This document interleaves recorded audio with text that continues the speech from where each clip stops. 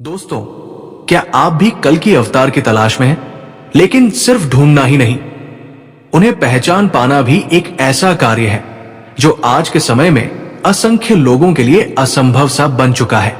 भविष्य मालिका और हमारे अनेक ग्रंथों में इस रहस्य को स्पष्ट रूप से वर्णित किया गया है, और ये केवल लेखनी तक सीमित नहीं, ये सत्य आज साक्षात हमारे सामने घट रहा है।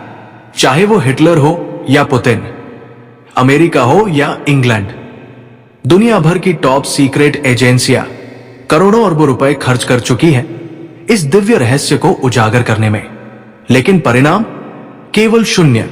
तेल और नमक जैसे क्षणभंगुर स्वार्थों में लिप्त इस संसार में जब इतने बड़े बड़े महारथी विफल हो गए, तो फिर एक आम इंसान कैसे पहचानेगा उस महागुप्त कल की अवतार को?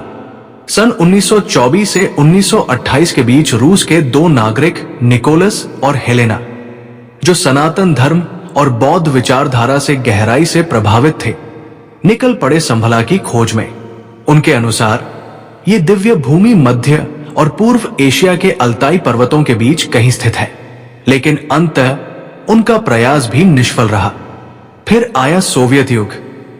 सोवियत सीक्रेट पुलिस और फॉरेन कमिश्नरेट ने भी अपने स्तर पर अलग अलग मिशन चलाए।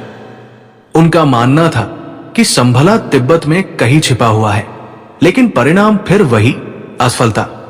फिर सन 1930 में हिटलर ने खुद एक गुप्त योजना बनाई, प्रोजेक्ट संभला। विशेष सैन्य टुकड़ी गठित की गई और तिब्बत के रहस्यमयी पर्वतों में खोज प्रारंभ हुई। परंतु हिटलर की महत्वाकांक्षा भी इस रहस्य के आगे नतमस्तक हो गई। ये सारी जानकारी गूगल पर आज भी उपलब्ध है, आप स्वयं जान सकते हैं। लेकिन सबसे बड़ा प्रश्न ये है कि आखिर ये संभला है क्या? संभला को सांगिला या संभल नगरी के नाम से भी जाना जाता है।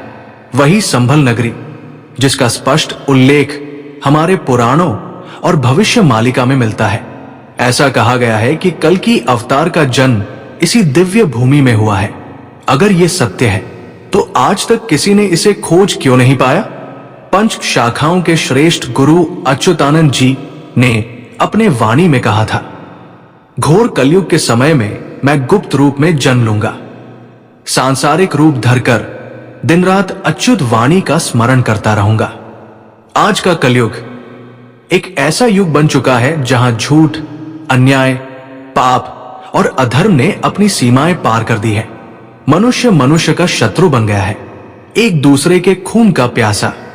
मासूम जानवरों को बेरमी से काटा जा रहा है। पुरुष नारी पर अत्याचार कर रहे हैं और नारी पुरुष को अपमानित कर रही है। बच्चे अपने धर्म और संस्कृति से दूर हो चुके हैं। ये संसार नरक बन चुका है। ऐसे भयावह युग में यदि कल की अवतार स्वयं सबके सामने आकर कह भी दे, मैं ही हूं वो कल की अवतार, तो आधे लोग उनका मजाक उड़ाएंगे, आधे उन्हें गालियां देंगे, और जो उन पर विश्वास करेंगे वो भी स्वार्थ की आशा में पंक्तियों में खड़े हो जाएंगे। प्रसाद पाने के लिए दुकानें लगेंगी, दर्शन के लिए टिकटें बिकेंगी। परंतु असली प्रश्न यही है, क्या इससे फिर से पृथ्वी पर सत्य, धर्म और न्याय की स्थापना हो पाएगी? नहीं, बिल्कुल नहीं। गुरुदेव आगे कहते हैं, मेरे भक्त मुझे पाने के लिए अथक प्रयास करेंगे, न जाने कितने देशों की यात्राएं करेंगे, पर्वत पर्वत भटकेंगे, परंतु फिर भी मैं उन्हें नहीं मिलूंगा, क्योंकि मेरी लीला महागुप्त है। एक ऐसी लीला जिसका प्रचार प्रसार केवल मेरा एकमात्र प्रिय शिष्य रामदास ही करेगा। अब प्रश्न उठता है, ये रामदास कौन है? ये वही है जिनका नाम भविष्य के गूढ़ रहस्यों में स्वर्णाक्षरों से लिखा जाएगा। विश्व विख्यात भविष्यवक्ता संत श्री अच्युतानंद जी के सबसे निकट और प्रिय शिष्य रामदास जी, जिनका सम्मान स्वयं पंच सखा भी अत्यंत श्रद्धा और प्रेम से करते थे। ऐसा बताया जाता है कि उन्होंने भविष्य मालिका के अधिकांश ग्रंथों को अपने पवित्र हाथों से लिखा है। और सबसे अद्भुत बात यह है कि आज भी नेमानो धाम के समीप रामदास जी का परिवार निवास करता है। एक ऐसा परिवार जिसके घर में लाखों दुर्लभ ग्रंथों का भंडार आज भी सुरक्षित है। परंतु इस कलयुग की अंधी दौड़ में जहां पाप और अधर्म ने मनुष्य के मन को विकृत कर दिया है। कल की अवतार को प्राप्त करना अत्यंत कठिन है। उन्हें केवल वही पा सकता है जिसका मन निर्मल हो, जिसका हृदय कोमल और दया से परिपूर्ण हो, जो सच्ची भक्ति और प्रेम भाव से ओतप्रोत हो। इसके अतिरिक्त और कोई मार्ग नहीं है।